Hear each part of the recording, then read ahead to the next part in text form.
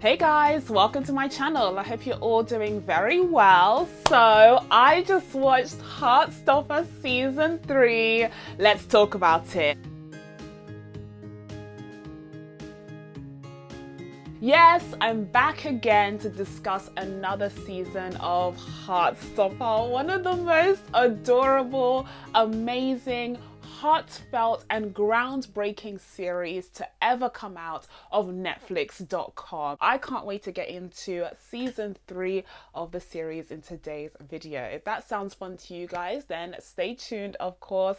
And of course, as per usual, if you haven't already, please be sure to subscribe to my channel and make sure you turn on your notifications so that you can be told when I upload next. It's been a while, it's been a minute. I have taken a bit of a break, but I'm back to discuss two very different projects today, but thankfully I am starting off with the good one. The season 3 of Heartstopper picks up right where we left off in season 2, where Nick and Charlie were being all adorable as per usual, but season 2 did explore some deeper themes as this series is wont to do. Specifically when it comes to Charlie, it did start to suggest that maybe he may be having some difficulties when it comes to his relationship with food, as well as some compulsive habits. So it already started to seed these ideas in season 2, and Nick had started to notice these behavioral changes in Charlie and was understandably really concerned about them.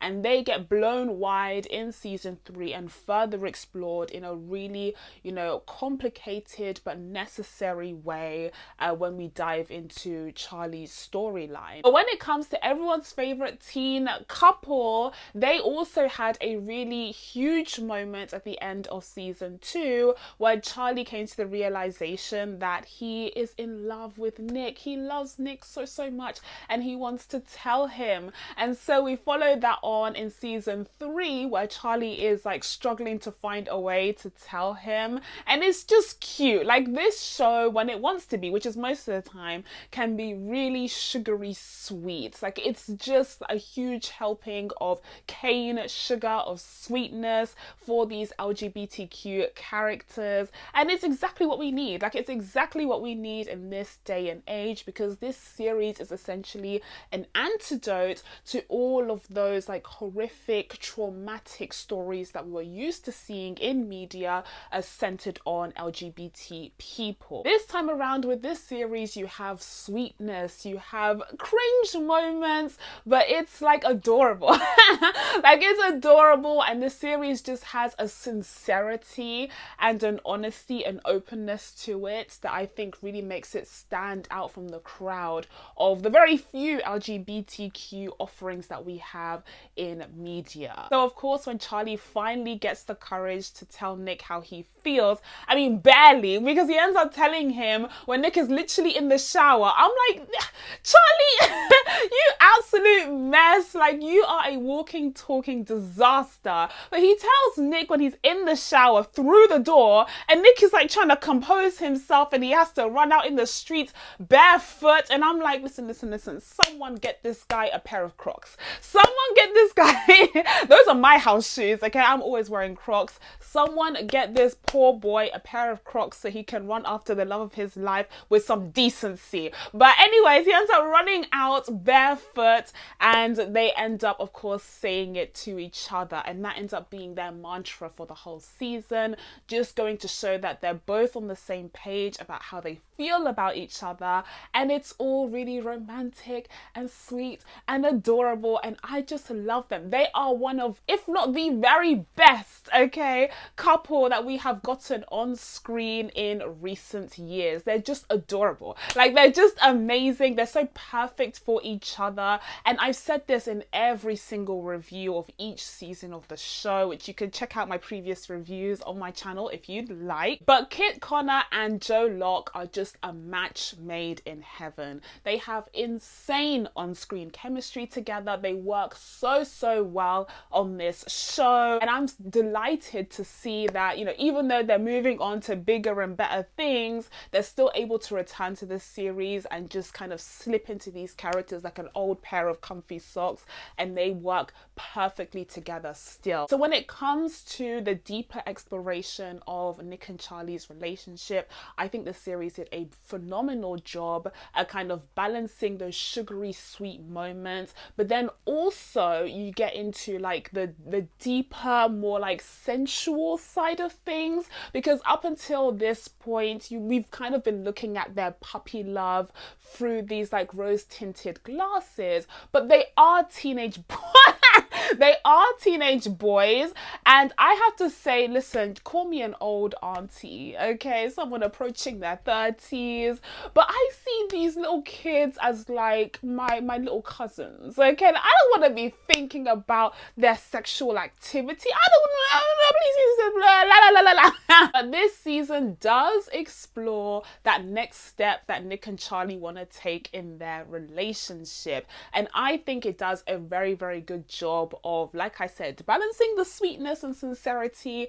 that the show is known for, but also really tackling those big questions and making it feel very relatable. And I think from an outsider perspective, at least, that they did a pretty good job of tackling that next step in Charlie and Nick's relationship when they became sexually active. So like, even though I was like, I don't want to hear this, okay, I just want to look at them like they're my baby cousins, I don't want to no, but I think it was necessary, and I think the series did a really good job in making it feel realistic and awkward and not perfect, especially in light of what Charlie was going through, which we'll get to in a second, but also really sincere and also very romantic and relatable, and that's ultimately what the series strives to do, and I think it achieves it season after season. So to go from struggling to tell each other that they love each other to making that big step and having sex with one another, it is a huge jump, but that means that a lot is covered for this season, which I think is good, because you don't want to feel like these seasons are lagging, and I think it's particularly necessary because even though in world they've only been dating for 8 months apparently in the real world it's been 3 years. Like in the real world it's been several years at this point, and so it was so jarring when someone asked Charlie or Nick how long they'd been together, and they were like, oh, 8 months. I was like, what do you mean 8 months? It's literally been 17 years. It's literally been 17 years. So we need to have these big jumps. We need to have a movement, in their relationship, because as cute as they are and as lovable as they are, if there isn't that movement, it's going to start to get a bit stale and start to get a bit stagnant. Now, at the very end of season 3, it looks like the next major milestone that they're setting up for season 4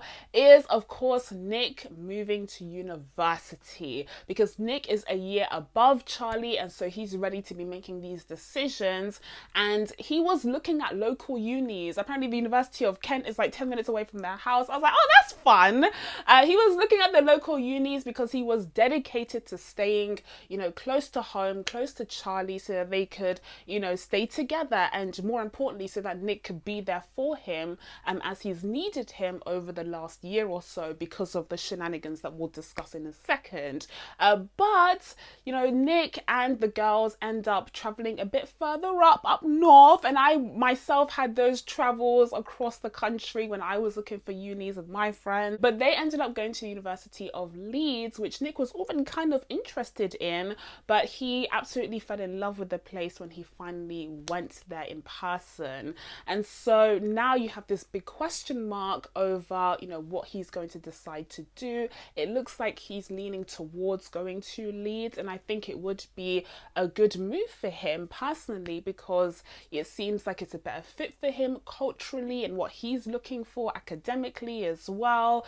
And he does need to put himself first when it comes to these kinds of decisions. And that's something that Tara actually talks to him about, especially near the end of the series, because she's noticed how much pressure and how much responsibility he's taken on his shoulders being in a relationship with Charlie, which obviously he's happy to do because he loves him and everything. But he is still a 16-year-old kid, as Hayley Atwell, Auntie Hayley, we'll talk about her in a second. Auntie Haley makes sure to point out, okay? And so she and Tara are both telling Nick, like, you also need to put yourself first. You need to take care of yourself. And so if you really enjoy Leeds and you're really excited to be there, then maybe you should consider it instead of just staying close by just for the sake of being close to Charlie. And also, I might add, as Auntie Jean might add, okay, I'm looking extra auntie-ish with this ponytail.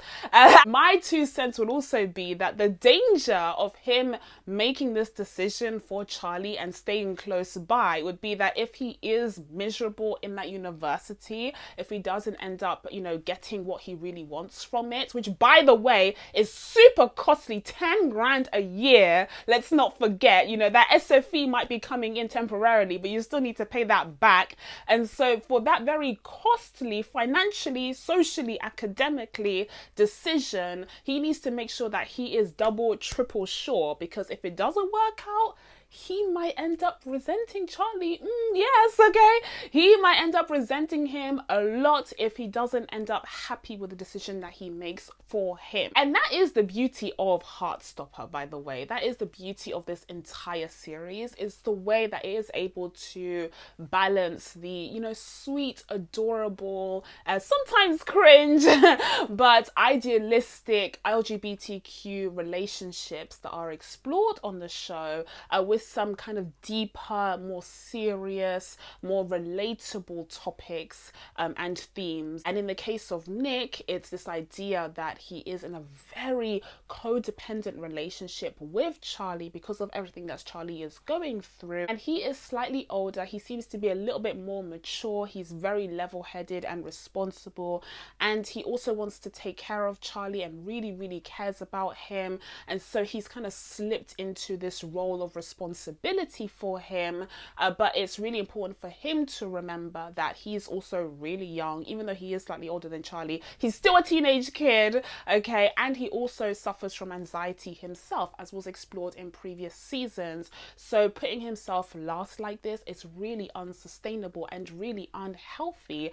And it's only at the very end of season 3 that Nick verbalizes that other side of the codependency in their relationship, which is that he doesn't know who he is himself without Charlie at this point. And that's dangerous. Like, that's like red flags, alarms going off, because they need to figure out who they are as individuals so that this relationship can work. Because we already know they're amazing together, but like individually, what's going on? So again, it speaks to the excellent writing and conceptualization by Alice Oseman that this series is able to dig deeper into these themes and these characters. But thankfully, Nick does have an amazing support system around him.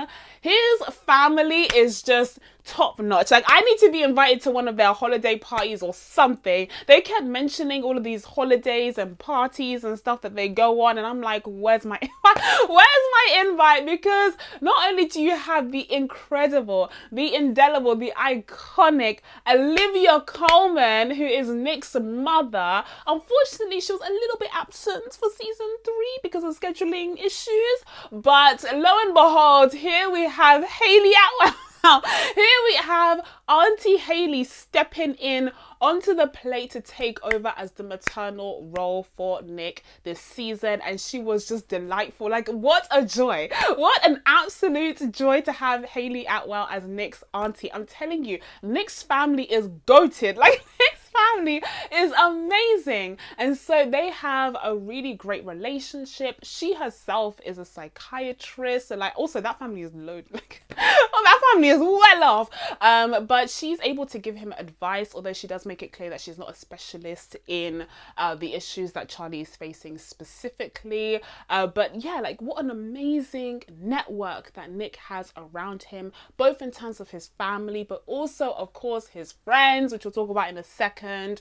So I do have hope that he'll be able to get through through this. There is light at the end of the tunnel, but you know, as always when it comes to this show, it's all about the journey, and we'll see how they're able to navigate this hump in Nick's life. So now that we've discussed Nick and Charlie as a pair and Nick as an individual, it's time to get into our favorite baby cousin, okay, and that is Charlie himself, who was really going through it in season 3, because we further expanded upon the issues that Nick noticed during season 2 surrounding his relationship with food and control and compulsive habits, and they take a turn for the worse. And so Nick starts, you know, doing his independent research, as does Charlie's sister, who is really concerned about him. And I really appreciated the added involvement that she had in this storyline for season 3, because I felt like it was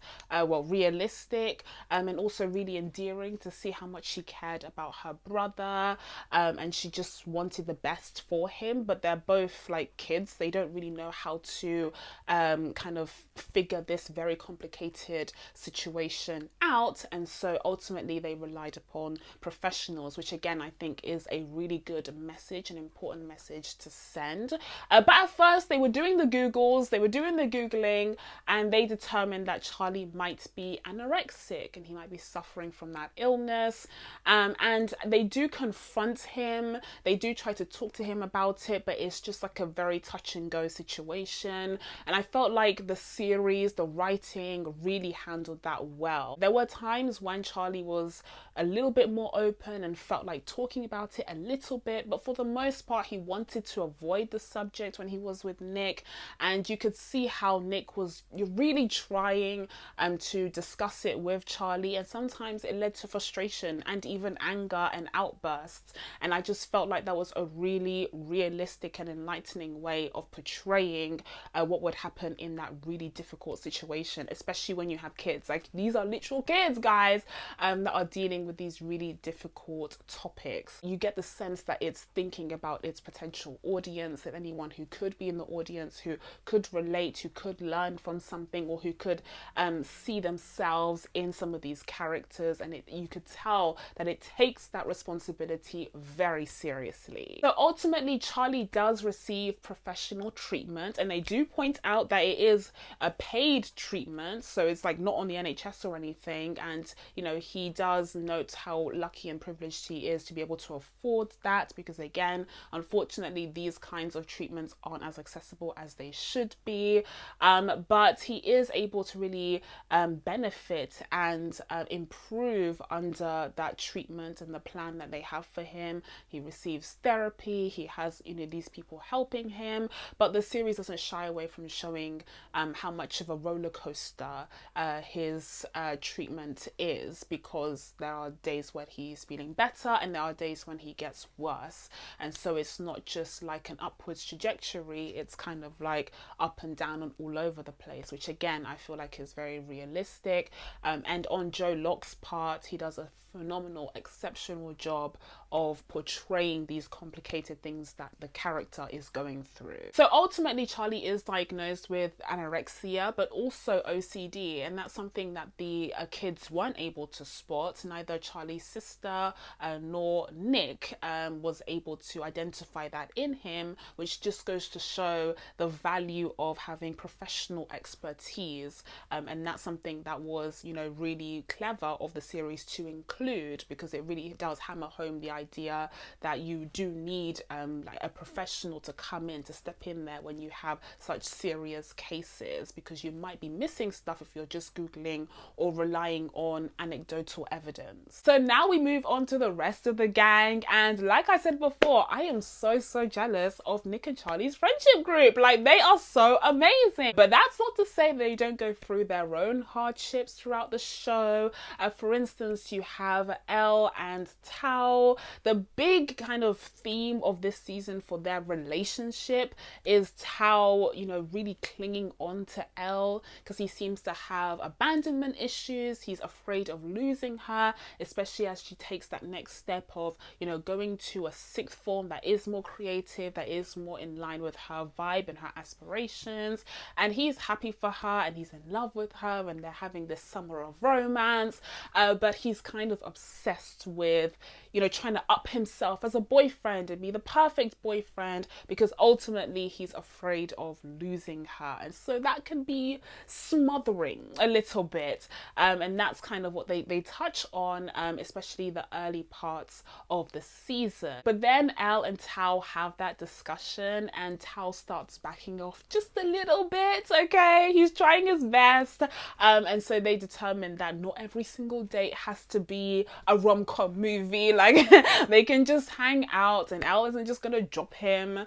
And so they kind of get into that place of comfort. So then we switch on to the other storyline where Elle is invited to do a radio interview at a local radio station, and it all goes to hell. And I saw it coming from a mile away, I'm sorry to say. It's unfortunate, but I did. Like, I saw it coming. Like, I had Raven's 40-40 vision, because I knew it would be a disaster, and that's exactly what it was, because, you know, Elle was there to discuss her art. You know, she is an emerging artist. She has a sizable following on social media. She's doing really, really well in her sixth form career. And so they were supposed to be discussing her art and what inspires her and all of this fun stuff. But then the lady, the so-called ally, started talking about the trans movement at large, like the global trans, like this poor little girl who's just a sixth form student who wants to talk about her art and her 50k followers now has to saddle the responsibility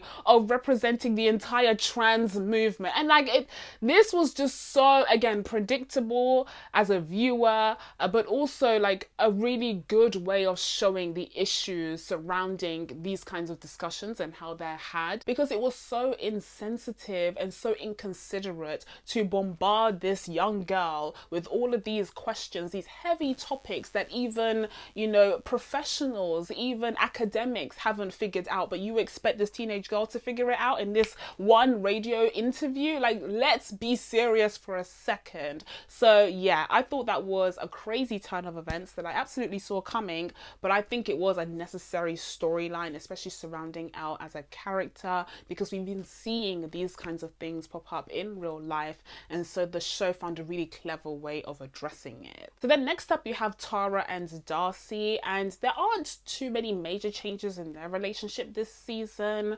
We already explored Darcy's difficult living situation in season 2, and so we're kind of following on from that, where they end up moving in with their nan, and things definitely improve because their nan is more accepting of them, and they also have these realizations and come to terms with their gender identity as well this season, which is something that Tara supports them with. So that's all well and good on their front. And then when it comes to Tara's storyline, you know, this season the gang are getting their exam results. The gang are getting their exam results, which was so real. When I saw those envelopes, I was like, it's taking me back. It's taking me back. Okay, I had like PTSD from seeing those bloody envelopes. But yes, it's finally time to pay the piper and see the GCSE exam results. It was slightly different from mine because we used to have letters before the numbers came through. But Tara just got straight nines, which are basically like A-star stars. For those of you guys who are not familiar with the numbering system, the stupid numbering system for GCSEs. Thanks, Michael Gove. Anyway, she got straight nines, and it looks like her future is going to be so bright, and she's going to go to Oxbridge, and it's all going to be well and good. But she's feeling a lot of pressure and anxiety surrounding this. She even ends up having a panic attack when one of her friends asks her about what her next steps are. So yeah, Tara's really going through it, you know, and maybe she would benefit from having a gap year. She's obviously worked so hard to get to this point, so there is definitely a lot of pressure for her to perform and to be great and to be a gifted person, but maybe she just needs a bit of a break to decide what she wants to do next, because it seems like everyone is telling her what she should be doing and she hasn't really gotten a chance to really think about what she wants to do. So then lastly, you also have Isaac and Imogen, who aren't a couple, but they also have their own realizations. Imogen, when it comes to her sexuality and whether or not she she's even into guys in the first place, or does she just feel pressure to perform? Heteronormativity, very interesting discussion there.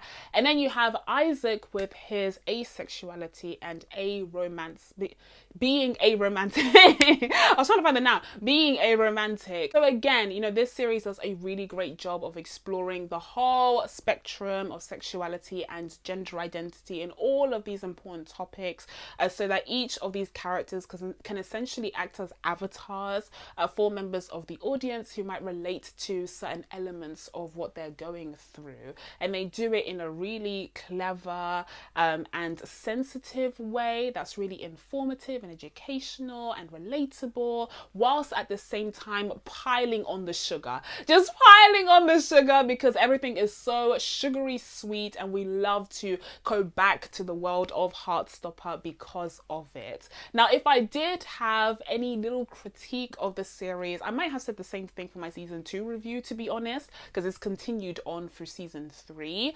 But sometimes the dialogue can feel a little bit therapy speaky. Even though the scenarios and the way that they play out feel very genuine and grounded and relatable, the way that the characters speak doesn't. Like, a lot of the time the dialogue does feel very therapy speaky. You get the sense that the dialogue that these young teenage characters are saying has kind of been run through a sieve, and that sieve is a therapist. Like, that sieve is a literal professional psychiatrist, okay, with multiple PhDs. And so oftentimes when the characters are talking, it doesn't really feel authentic to their generation, to their socioeconomic class. Like, it just feels like they speak a bit more professionally and a bit more adulty than they realistically would. But still, the scenarios are relatable. The scenarios feel real, but the dialogue specifically doesn't. But I don't blame the show too much, because again, it goes back to the responsibility that the show clearly feels